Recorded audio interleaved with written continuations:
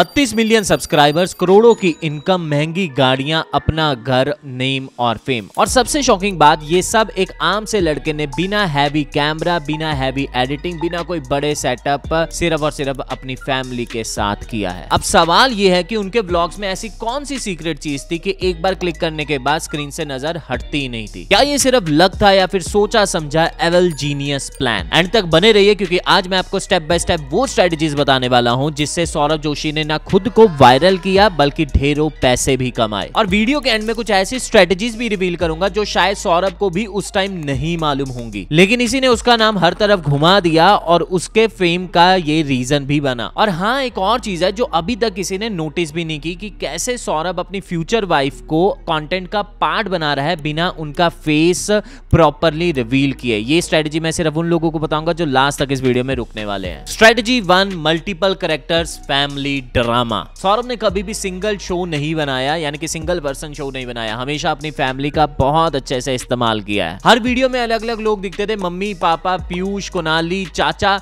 सब के सब अलग। ये मल्टीपल कैरेक्टर्स एक तरह से पैटर्न इंटरप्शन बन गए उनके वीडियोस में। मतलब ऑडियंस बोर होने लगती तो तुरंत कोई नया कैरेक्टर आ जाता और इसी वजह से स्किप करने का चांस ही नहीं मिलता। एक नॉर्मल दिन भी उनकी वीडियो में एक मिनी टीवी शो बन जाता है जिससे ऐसे लगता है कि यार में हर कैरेक्टर अपना रोल प्ले कर रहा होता है। जानना चाहोगे इससे ऑडियंस को क्या मिलता है? एक ही वीडियो में multiple flavours, comedy, drama, family bonding, emotions, सब कुछ सब एक वीडियो में। और इसी वजह से लोग एक वीडियो देखने आते हैं और 2-3 देख के जाते हैं और इसी को कहते हैं बीइंग वॉच इफेक्ट। अब सोचो उसने अगर सिर्फ अपना डेली रूटीन दिखाया होता बिना फैमिली को इंक्लूड किए, क्या वो 32 मिलियन सब्सक्राइबर्स तक पहुंचता आज? शायद उसके 2-3 मिलियन सब्सक्राइबर्स होते, लेकिन ये सुनामी वाली ग्रोथ कभी नहीं होती। इसीलिए फैमिली ड्रामा उसका सबसे बड़ा ट्रम्प कार्ड बना। लेकिन सिर्फ कैरेक्टर से काम नहीं चलता, एक और चीज अगर ना होती ना तो शायद सौरभ आज इतना बड़ा क्रिएटर ना होता। वो क्या है, चलिए देखते हैं पॉइंट 2 में। Strategy number 2, consistency. जब बाकी क्रिएटर्स वीक में 1 या 2 वीडियो डालते थे, सौरभ हर दिन वीडियो अपलोड करता था। रोज एक नई स्टोरी, रोज एक नई मेमोरी, रोज एक नई वजह ऑडियंस को अट्रैक्ट करने की। यही वो हैबिट थी जिसने ऑडियंस को उसकी वीडियोस का हैबिचुअल व्यूअर बना दिया। यहाँ एक सोचने वाली बात है, अगर वो वीकली वीडियोस बनाता तो क्या उसकी ऑडियंस उसे इतना मिस करती? वीकली कंटेंट क्रिएटर के पास क्वालिटी होती है, लेकिन डेली कंटेंट क्रिएटर के पास अटैचमेंट होती है, और अटैचमेंट ही लॉन्ग टर्म कनेक्शन भी बनाती है। इसलिए सौरभ ने एक कनेक्शन बिल्ड किया जो ब्रेक करना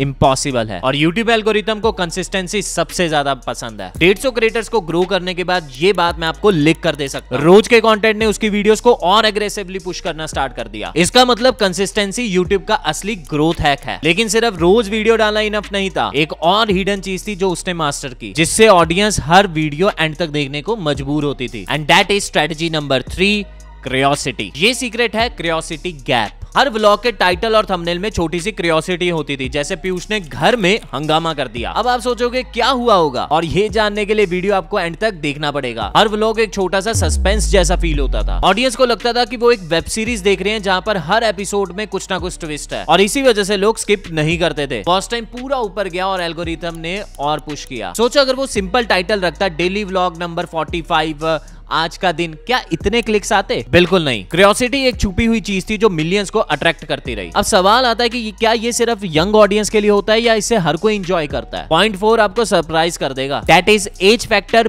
ब्रॉडर ऑडियंस। सौरभ का कंटेंट इस लेवल पर इसीलिए गया क्योंकि उसने हर एज ग्रुप को कैप्चर कर लिया। छोटे बच्चे पीयूष की मस्ती को देखकर एंजॉय करते, पेरेंट्स को उसमें फैमिली बॉन्डिंग और पॉजिटिव वैल्यूज नजर आती थी, और दादी के सीन्स ने बड़े बुजुर्गों को कनेक्ट कर दिया। मतलब एक ही वीडियो में हर जनरेशन के लिए कुछ ना कुछ था। इसका मतलब उसका कंटेंट किड्स या यूथ तक लिमिटेड नहीं रहा, पूरी फैमिली उसके व्लॉग्स एंजॉय करने लगी, बिल्कुल जैसे बड़े बड़े टीवी सीरियल्स करते हैं, तारक मेहता का उल्टा चश्मा जैसे। लेकिन अब आता है सबसे इंटरेस्टिंग पार्ट, एक ऐसी स्ट्रेटजी जिसमें सौरभ को खुद कुछ भी नहीं करना पड़ा, लोग खुद उसके लिए प्रमोशन करने लगे, और ये पॉइंट सबसे ज्यादा कंट्रोवर्शियल है। Number 5, the controversy mystery strategy. हाँ, ये वही स्ट्रेटजी है जो मैंने इस वीडियो की शुरुआत में प्रॉमिस की थी। एक टाइम पर सौरभ के घर के बाहर फैंस आने लगे, लोग सेल्फी मांगते थे, लेकिन सौरभ उन सबसे तो नहीं मिल सकता था, और कई बार मूड के हिसाब से वीडियोस भी नहीं बनती थी, और ये छोटी सी चीज कंट्रोवर्सी बन गई। लोग सोशल मीडिया पर बातें करने लगे, ये बंदा एटीट्यूड बहुत दिखाता है, अपने फैंस को वैल्यू नहीं देता, और यही बात उसके लिए हिडन स्ट्रेटजी बन गई। एक ऐसी स्ट्रेटजी जो शायद खुद सौरभ को भी उस वक्त समझ नहीं आई होगी। लोग जितना उसके अगेंस्ट बोलते थे उतना ही उसका नाम वायरल होने लगा। एग्जाम्पल से समझाता हूँ। जब लोग उसके व्लॉग्स को ओवर हाइप्ड बोलते थे, उसके कमेंट सेक्शन में मीम्स बनते थे, लेकिन उसने अपनी कभी स्टाइल चेंज नहीं की। रिजल्ट ये निकला कि उसकी मीम्स बनाने वाले भी उसकी पब्लिसिटी करते रहे। मतलब जो हेट मिल रहा था वही एक्चुअली ग्रोथ का रीजन बन गया। ये था एक ऐसा रेयर केस जिसने उसकी नेगेटिव पब्लिसिटी को भी उसे और बड़ा बना दिया, और वो भी बिना कुछ किए। क्योंकि तुम अभी तक वीडियो देख रहे हो, इट मींस तुम सीरियस हो। इसीलिए मैं तुम्हें अब कुछ बोनस टिप्स देने वाला हूं, जो सिर्फ एंड तक रुकने वालों को ही मिलती है। लेकिन उससे पहले चैनल को सब्सक्राइब कर लो, क्योंकि आगे भी ऐसे ही बहुत सारे क्रिएटर्स के ब्रेकडाउन आने वाले हैं, जिससे तुम भी अपना चैनल ग्रो कर पाओगे। चलो बात करते हैं बोनस टिप्स की। Number 1, relatability factor. समझो इस बात को, सौरभ के व्लॉग्स इतने ज्यादा रिलेटेबल थे कि ऑडियंस को लगता था कि यार ये हमारी ही कहानी है। Normal middle class life, school, shopping, family trips, घर की छोटी मोटी प्रॉब्लम्स, ये सब देखकर लोग कनेक्ट करते थे और सोचते थे कि अगर ये बंदा कर सकता है तो मैं भी कर सकता हूँ। Relatability is equal to loyalty, और यही लॉयल्टी उसको एक स्टेबल फैन बेस देती रही। Strategy number 2, daily habit building. Saurabh ने अपने कंटेंट को एक हैबिट बना दिया। जैसे लोग चाय सुबह रेगुलरली पीते हैं, वैसे ही लोग उसके डेली व्लॉग्स देखने लगे। और जब तुम ऑडियंस की डेली रूटीन का पार्ट बन जाते हो, तब तुम उनकी लाइफ के एक हैबिट बन जाते हो। एग्जाम्पल, आप भी मेरी तरह खाना खाते हुए तारक मेहता तो देखते ही होंगे, और एक बार हैबिट बन गई तो ऑडियंस तुम्हें छोड़ नहीं सकती। मुझे पता है आप वाइब वाली स्ट्रेटजी का वेट कर रहे हो, राइट? टेंशन मत लो, वो भी मैं शेयर करूंगा। लेकिन उससे पहले ये आखिरी बोनस टिप सुन लो जो आपको कोई नहीं बताने वाला। Strategy number 3, simplicity of production. बड़ा सेटअप, हाई एंड कैमरा या फिर हॉलीवुड वाली एडिटिंग, इसमें कुछ भी नहीं, बस एक फोन